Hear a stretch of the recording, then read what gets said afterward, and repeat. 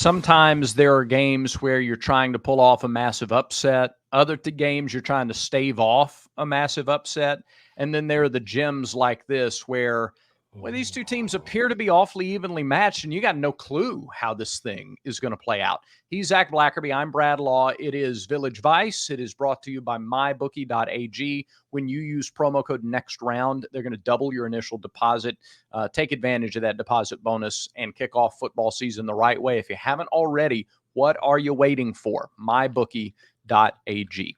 Time for talking just about done. We're going to see if Hank Brown and company can get it done against an Arkansas team that has been susceptible defensively, Zach. Brad, a common storyline that I've heard, and I've gone on other shows and been told this, and there's been other analysts that have told me this, and it's kind of an obvious statement, but I do think it's worth mentioning. I've heard several people say that whoever doesn't beat themselves this weekend is going to win the football game. It's not about one team playing well. It's which team is going to royally mess up their team's chances of winning, which is such an interesting way to talk about a game. We talk about that in hindsight all the time where, so-and-so didn't win, just the other team beat themselves. And boy, we said that about Auburn a few weeks ago against Cal. But you never hear that like going into a game. And I've heard it a ton this week. What are your thoughts on that? Yeah, I think that's when teams are not the elite of the elite yet, then you hear that talk. You don't have a top 5 matchup. Now, you might say if there's a mistake, but generally you're talking about the other side making a play defensively. I think that's a defensive position to take. It's a defensive narrative that you're worried your team will beat itself, and that'll be the reason for the loss, if that makes sense. Yeah, which, I mean, the argument makes sense. I mean, you saw what Arkansas did against Oklahoma State in that overtime loss. Also, they weren't too hot against UAB. Yeah. Obviously, what Auburn did against Cal, even though is what Auburn did against Cal relevant because of the quarterback change? I genuinely don't know. But you look at the style of Taylor Green, super dynamic, super athletic, lightning in a bottle, questionable passer. Questionable passer. Then you look at Auburn's quarterback, Hank Brown, redshirt freshman, has the accuracy, but it's his second game starting, and it's against an SEC team. Like, that's tricky. That's a tough situation. Either one of these quarterbacks, I don't think it would shock anyone if they totally just blew it. I'm weirdly confident in Hank Brown and his ability to make decisions, but like there are arguments for both quarterbacks to say like, like this could be bad. Like you could have a subpar outing for either one of these guys. I don't think Hank Brown will. I just need to add that caveat. But I do get why people are saying that. Well, it makes sense. It's the biggest test so far for Taylor Green. I know he went into Stillwater and they led early in that game, but I disagree. I think them going to Oklahoma State is a much tougher situation than them coming to Auburn. Oh, I disagree with that. I don't think the environment. I don't think the Oklahoma State defense. I like Auburn's defense better than Oklahoma State's defense. Really? Yeah. Why? Offensively, I don't think so. Not at this point, but defensively, I do. Yeah. I think Auburn's defensive line is better. I think their linebackers are better. Secondary, I don't know, but I think they should be better, and I think they're more talented. But up to this point of the season, I don't think they have been better. They can be better. Yeah. So some of that's still a little bit of game plan hangover too from New Mexico. I think I fully expect to see a very different game plan, especially from the edge guys than we saw against New Mexico. Because I think you have to worry more about Jaquindon Jackson than you did the New Mexico tailback breaking runs up the middle. And I think the scheme is more like Bobby Petrino will take advantage of that more, and not just the runs up the middle, but the secondary plays off of that. Sure. Look, they struggled at Texas A&M last year, but when Connor Wegman went down and they brought in the backup in the second half, he was using second and third string tight ends and using the middle of the field against Auburn's defensive scheme. He adjusted really well. He's one of the best at that. So, but I think I lost track of the thought. I think the defense at Auburn, playing Auburn's defense in Jordan-Hare Stadium, is tougher for Arkansas than playing Oklahoma State's defense in Stillwater. What percentage of that is me being a homer? Talent / scheme and coaching And how much of it is where the game's being played? Jordan-Hare versus Oklahoma State. Yeah, like 55-45 where the game is being played. Yeah, I think Jordan-Hare in a conference game is tougher, especially if you get a little momentum defensively early. Sure. Yeah, I get that.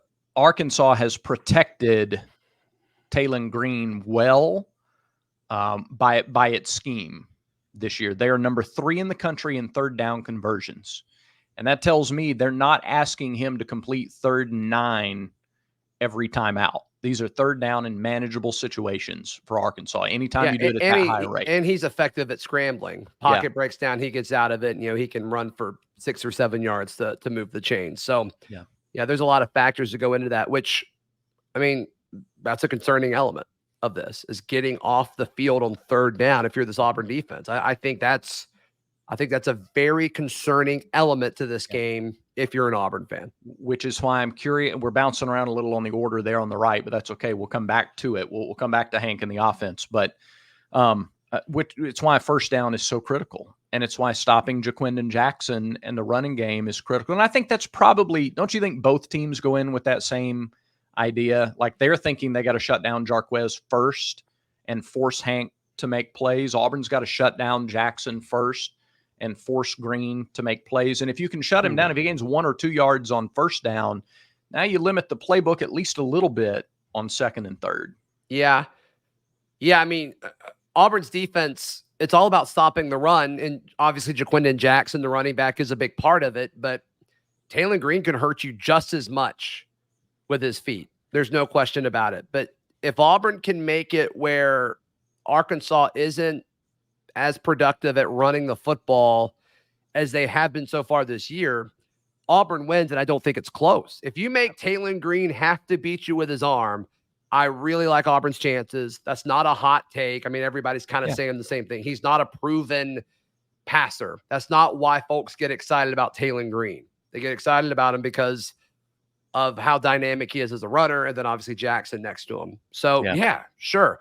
I don't know if they're going to say like, hey, you got to take out Jackson first. I think we've got to stop the run game. Yeah, well, that's fair. And to that point, you can't over pursue on the edge. You can't overrun rush lanes and things like that. You do have to play not tentative at all. That's not I don't want to say that at all, but at least be aware of his ability to take advantage of the smallest crease on the edge. So on a scramble or a design run. Yeah. Sure. All right. Sure. Sure. Barner Supply Company. Do we like Barner Supply Company? No, we love them. Sure we do. Look at this right there. That's my favorite of the hats. I know you hype up the baby blue one, which is reasonable. That's my favorite one. I wore that one all day yesterday. You know why I don't have the baby blue in here with me to show off? Were you wearing it somewhere else? No, it's in my car because my kids won't let me, like, they must wear it in the car, both of them. And they'll just go back and forth, front seat, back seat, front seat. They just share the Barner hat? Yes, they share the Barner hat. How about that? Check out the Hue Blue Barner hat. Check out this one. Check out this one at barnersupply.com. You can also look at their shirt. They have Boogin shirts. Yeah, they're really cool. They do. Check those out. High quality gear made by hardworking, blue collar, honest, just golden hearted Auburn people. Barners making gear for Barners. I love it. Barnersupply.com. If you buy a hat and put a koozie in your cart as well, and then use the promo code Village Vice, no spaces, the cost of the koozie right out the window. Nothing. Did you just throw it for it? Yeah. Throw that koozie? Yeah, I was making a point. Point made. So check out barnersupply.com and use promo code Village Vice. What's the proper amount of faith Auburn fans should have in Hank Brown going into his second ever start? That is a great question. I meant to lead with it, but we skipped it. Yeah, I'm sorry. That's fine. I'm just here. The proper, that's a really tough question because I would argue that Hank's stats, of course, we've been consistent in saying that what happened last week really has no bearing on what happened this week. I mean, because you can look at Peyton week 1 to week 2 and say very clearly, because of the difference in competition, What happened in week 1 had nothing to do with week 2. Sure. And vice versa. So, but it's hard not to look back at New Mexico and feel very confident about Hank's ability to make the checks, make the throws. Like, can you make the decision? And then can you make the throw? So far, he hadn't given you a reason to doubt that. Yeah. Yeah. And there's not this track record of question marks that we kind of brushed to the side from last year because of other changes that happened. That's right. Around them. And look, That's right. I mean, the staff was wrong about all of that. A lot of the fan base was wrong. A lot of fan base was right. I was wrong. I think you were wrong. I think we all expected Peyton to be better this year because of the pieces around him. But okay, yeah, they moved on. They made the right decision. And I think the fact that Hugh Freeze was so quick to move on and made the decision last Monday, didn't tell anybody, they made it official on Friday and all of that stuff. Like, yeah, he had to know, like, he had to like have an inkling of, okay, I've got to bail. We've got to move on. And man, we like this. We like 15. We like Hank Brown. He's done nothing but excel ever since he's been here, whether it's been, scout team quarterback or beating out Holden Gerner for QB2 this offseason. Mm-hmm. So I think that should give Auburn fans some level of faith. Yeah. The other side of that coin is, well, and this is going to be the negative Auburn fan or the Hugh Freeze naysayer or the Peyton Thorne naysayer, maybe, ironically, but saying like, well, he was wrong with Thorne. He was wrong with Thorne. So like, why is this quarterback situation going to be that much different? And it's a reasonable question. Yeah. It's a reasonable one. I think there are answers to it, Brad, and it looks like you agree. So I'm going to let you answer that, but it is a reasonable question. No, I was just going to say exactly that it's until we see it in an SEC game, it's reasonable to think that. I mean, you do. And we said that last week, that it would be great to see it against New Mexico, but you're really not going to have a full measure by which to judge until the first conference game. Now, I'll tell you another thing that boosts my confidence a little bit, and that's the first injury report or availability report that came out over the week or midweek. Mm-hmm. And Jalen Braxton, a starting cornerback, is out. Yeah. 0% chance to play. He's not going to play. Backup safety, Hudson Clark, 6'2", redshirt senior. He's out. 0% chance to play. So the backup to Braxton is Selman Bridges. He's a freshman. Is he the guy that's going to get the bulk of the snaps?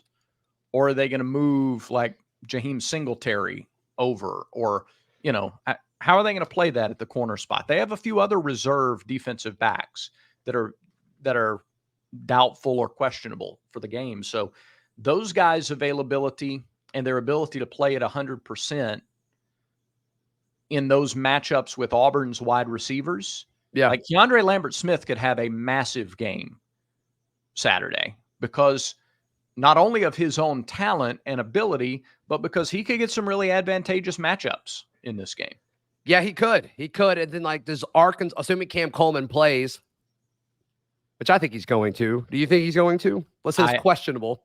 Yeah, questionable. And, I don't think you can upgrade from out throughout the week, but obviously you can upgrade from questionable. Sure. I'd rather see probable, but I expect him to play. Understood. Yeah. And what's that line between questionable and probable, and how much is that strategy and all that? Who knows? Yeah. Who knows? But to me, it's like, if you're Arkansas's defense, I do think you focus more on KLS than Cam Coleman. What does that look like? You can't overcommit to them, right? Or that's going to be a problem. And the other thing, small sample size, and we've already added the caveat to this, but Hank has shown that when he is in, he's done remarkably well of taking what the defense gives him, which is the whole point of the Hugh Freeze offense and the RPO. And so if that's the case, do you see more runs to Jarquez Hunter and Damari Austin, or more, check downs to, the outside wide receiver? We've seen Hank do that early and often in his 2 appearances so far this year. Is that what it looks like? I don't know. But I do think they will have a game plan for that. No question. Hank involved Camden Brown more last week than he'd been involved in any offensive game plan really since he got to campus. I love that so much. I mean, Camden Brown has won me over time and time again. Yeah. And not because of his play. Like, we all know what he could be. We just look at the guy. Yeah. I mean, there's not a whole lot of people on the planet that look like Camden Brown and can move that way. So it's like, yeah, okay, that makes sense. But the way he's, he was asked about, portaling and all that stuff. And he's like, no, I committed to Auburn. Like, I'm not doing any of this. And it's like, I mean, Auburn people should love Camden Brown because like Camden Brown loves Auburn. And, the old saying, if you love Auburn, Auburn will love you back. Like, there are very few people that play for Auburn right now that love Auburn more than Camden Brown. And I think that's great. I was so stoked when he got the first touchdown pass last week. And the first catch of the drive to Hank Brown's first completion as a starting quarterback went to Camden Brown. Love it. That's great. And my point in saying that is Hank is finding guys who maybe are not the primary target on a route because he's going through those progressions. Does he have the time to do that again? That's going to be key. But there were like 6 passes thrown to tight ends against New Mexico. You had Michael Riley with the touchdown catch. Rivaldo had 3 catches in the game. Luke Deal caught his first pass of the season, and they targeted Rico Walker. So they're if you have the ability to go through all of those progressions and you have the confidence to find some of those targets that aren't the primary coverage, drawing target, you're going to win matchups. You're getting 3rd and short. You're going to stay on the field. You're going to do all the things you have to do to win a conference game. Look, and there's a couple of elements of winning a conference game. And one of them, as a fan, if you're going or watching it on TV, you've got to look good. No question. You've got to feel good. Whether you are in blue or white or orange this weekend for the Stripe the Stadium game. We're doing too much with that, by the way. If you want to talk about that, we certainly can. But yeah, Rhoback.com is your way to do it. RHOBACK.com. They have the best shirts in the business. They've got the best hoodies in the business. They've got the best quarter zips in the business. I've got all of them. I've got multiple of each of those things that I just mentioned, as do you as well. Yeah. Bradford T. Law. Check them out. Rhoback.com. We don't want you to pay full price. Nope. We do not want that. Use promo code VICE20 to get 20% off your order. And their shipping has been impressive. I'm not going to lie to you. You order it, it shows up like in a day, 2 days, very, very quick, very prompt. Very prompt. Rhoback.com. Use promo code VICE20. Yep. You get it quickly, you look great, and you feel fantastic. So can we talk about, before we jump into the 6-pack, can we talk about I think our promotions folks, I think we're doing too much. Why? I love a whiteout. I love the all Auburn, all orange, all that's great, but we don't need something every game. Why? What does it hurt? It's too much. What does it hurt? I think it makes it not special. Okay. That's an argument, at least I don't have a lot of pushback on. I mean, it looks really good on TV. It looks really good. Well, we used to not do it well. We've gotten better at it as a fan base. We used to like do that stuff, and it's like, this isn't an orange out. I remember going to a game when I was younger. I remember going with my dad, and it's like, we were into it. It's like, all right, we had to wear orange in our section that we were in. And it's like, we were looking around, like, are we the only people that like did this? Like, nobody else like seemed to care. So there is some pride amongst the fan base now too, which is cool. Yeah. But I don't think it's as special as like when you do something every single week. Yeah. I think one of the things that I have seen that doesn't make a lot of sense to me is like, why don't we worry about winning games before we worry about like, that's not a Hugh Freeze decision. The coaching staff and the fan experience people are not. They're not. I promise you, the football team isn't taking time away from practice to try and decide what color. It's not 100%. It's 100%. Not like when Tommy Tuberville would encourage people to wear orange. Like, this isn't a head coach thing. This is a whole separate staff and whole other team of people. Yeah, you think promotions and marketing should be like, okay, we're not going to do our job until Auburn wins an SEC championship. Yeah, that's ridiculous. No, if you say that, you're dumb. Here's what I would, and you know what? Most of the people, what I have found, this is going to come across really snarky, and I can't do anything about it. Sometimes I do that, and I don't mean to. But like, at least you kind of like gave a warning. People complain about it, and then they wear the color that they're asked to wear. Like, and that's okay. And that's okay. People just blowing off steam. Great. But like, it's a shirt. If you have all three, and if you really feel that strongly about it, don't do it. Yeah, just wear whatever you want. Wear whatever. 100% fine with that. But, it's really not that big a deal, I didn't think. It's not a big deal, but I do think we're doing too much. Okay. That's just my opinion on it. All right. Fair enough. I do think a lot of people agree with you, and I think they are aware that a lot of people have that sentiment. But yeah, now if I was over that, would I change it? I don't know.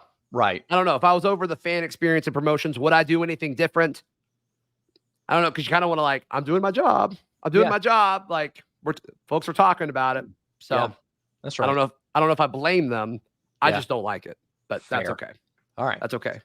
I love the conversation. I'm glad we talked about that. I'm glad. So far this week, we've talked about the stadium tours and the color schemes. I like Don't get me started on your opinion on lunch. All right, let's jump into the 6-pack. I love lunch, Zach. Look at me and think I don't love lunch. Come on. All right, let's get into the 6-pack of games here. Pretty interesting weekend. It starts on Friday.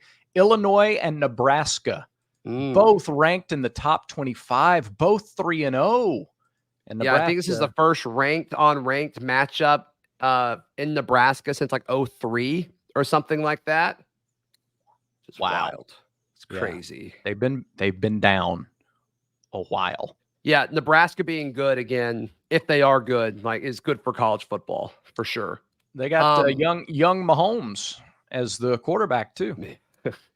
I've seen a bunch of AI made stuff of him talking to pressers or whatever. It's hilarious. It's getting a little too real. But I'm going to go with Nebraska here. I think Nebraska has one of the more talented young quarterbacks in all of college football, and I can't get enough of watching him. Yeah, I tend to agree. I think he's a playmaker, and I think he's more of a playmaker than anybody Illinois has. And I don't trust Brett Bielema, especially on the road in a ranked game. Hey, that is Super Bowl champion Brett Bielema to you. Super Bowl champion Bert Bielema? Bert. That's right. In his unemployment days, he spent some time up at Foxborough, didn't he? He wasn't unemployed. He was helping us win championships. Yeah, sure. That is a statistically true statement. Fine. I will actually not correct. I know we're 22 minutes into the show, so I won't fight you on that.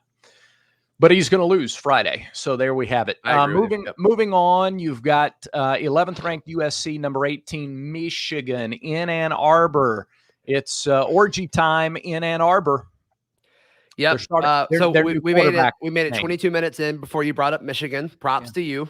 Props to you. I can't believe you went chronological order. So we didn't talk about Michigan first. Brad, I hate to tell you. Yeah. We saw this happen a few weeks ago when Texas just totally destroyed Michigan. We're going to see it again.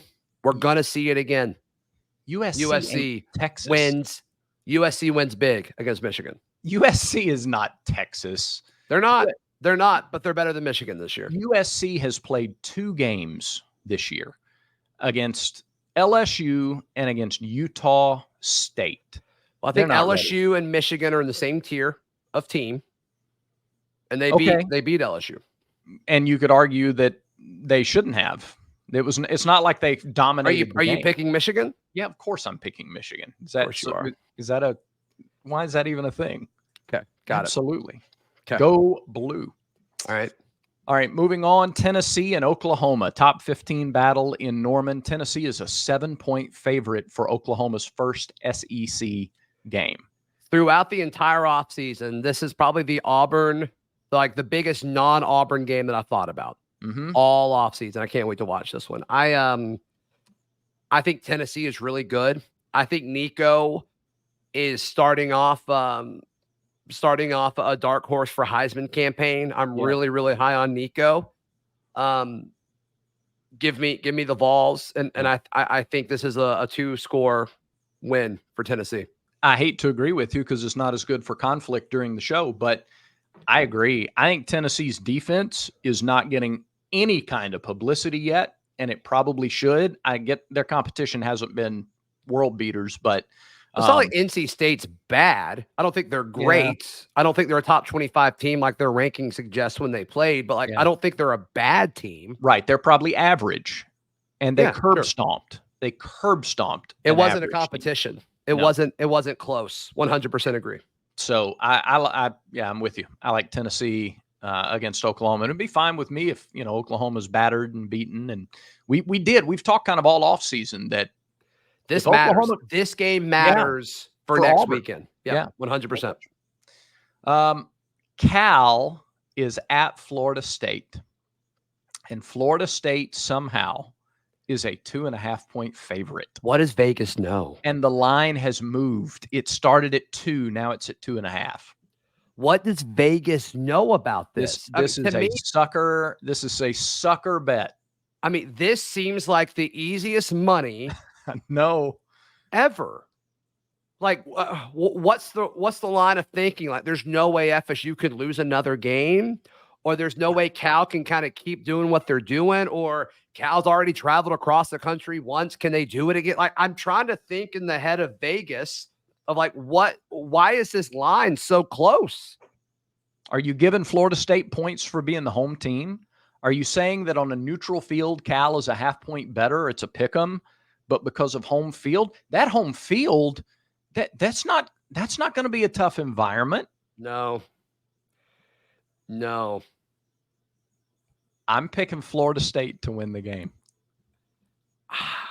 I can't. I just can't do it. I'm taking Cal, but I understand where you're coming from. I just think it's a sucker. I think it's a sucker bet. Yeah, it's like Vegas has to know something. Yeah, it's too much of a come on, everything's okay. Yeah. I'm taking Cal, but I'm with you. Right. I totally get where you're coming from. All right, is that 5? Does that get us to 5? I don't know. You're over this segment.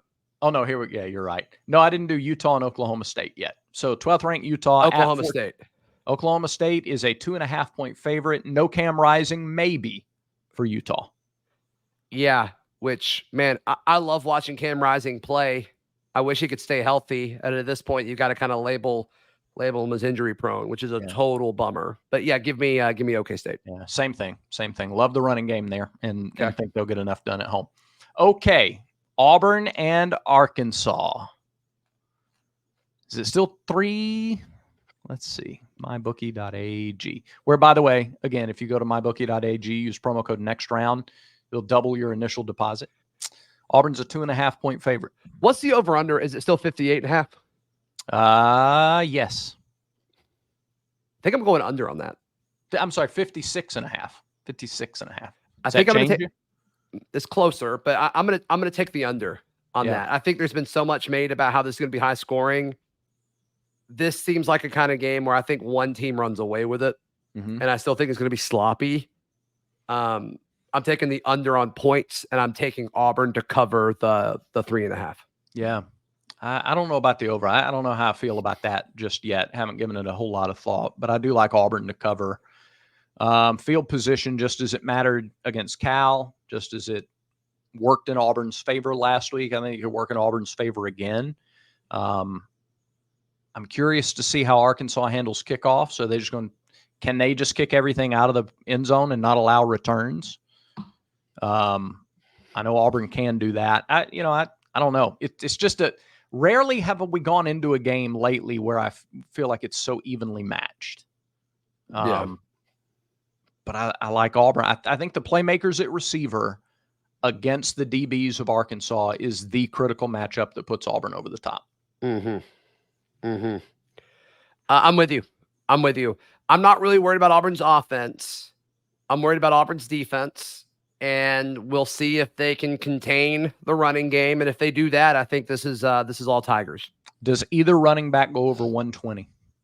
Yes. And whoever does wins the game. Yeah, I like that. Does Jarquez get 20 carries? I hope so. Okay. But probably not. You think it's more mixed? Yes. Okay. All right. Which is fine. Beef with that. Yeah. Which is fine. I mean, Damari's good. I hope we see more Cobb. Yeah. Like, I think all that's great. Excellent. Love it. Is that about do it for today's show? It does. Yes. All Thanks right. everybody for watching and for subscribing. We're getting pretty close to 5,000, by the way. thebarnauburn.com. It's the place to be to follow along with Auburn recruiting, as well as game day stuff, as far as recruiting, as far as play-by-play and analysis. thebarnauburn.com. The first month is $1. Come on. Come on. Taste and see. Just try it. Just try it. Sure. You're going to love it. thebarnauburn.com. That's it. All right. All right. Thanks for watching, everybody. Remember, until next time, everyone has vices. Make sure Village Vice is one of yours.